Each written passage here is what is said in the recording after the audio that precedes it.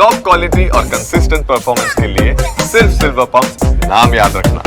તો આ તરફ કડી અને વિસાવદરની પેટા ચૂંટણીની જાહેરાત બાદ ભાજપનું નિવેદન સામે આવ્યું છે। બંને બેઠક પર ભાજપની જીત નિશ્ચિત છે તેવું યજ્ઞેશ દવેએ નિવેદન આપ્યું છે। વિસાવદર બેઠક પર આ વખતે ભાજપનો વિજય થશે। ભાજપના તમામ કાર્યકર્તાઓ સતત ઇલેક્શન મોડમાં હોય છે। કોંગ્રેસ આમ આદમી પાર્ટીમાંથી ગમે તે ઉમેદવાર હોય, ગુજરાતની પ્રજાનું સમર્થન ભાજપને છે। કડી અને વિસાવદરની પેટા ચૂંટણીની જાહેરાત બાદ ભાજપ દ્વારા પણ નિવેદન સામે આવી રહ્યું છે।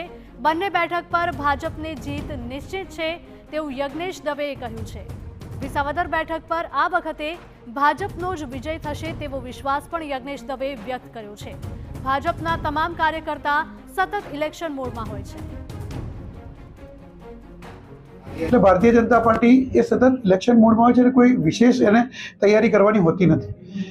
કેન્દ્રની અંદર જે પ્રમાણે આદરણીય નરેન્દ્રભાઈ મોદીની સરકાર છે અને ગુજરાતની અંદર ભારતીય જનતા પાર્ટીની સરકારનું નેતૃત્વ જ્યારે ભૂપેન્દ્રભાઈ પટેલ કરી રહ્યા છે, તો સરકારની લોક કલ્યાણકારી યોજના હોય કે પ્રજાલક્ષી યોજના હોય, એ ભારતીય જનતા પાર્ટીનો કાર્યકર્તા સતત પ્રજા સુધી પહોંચાડતો રહ્યો છે।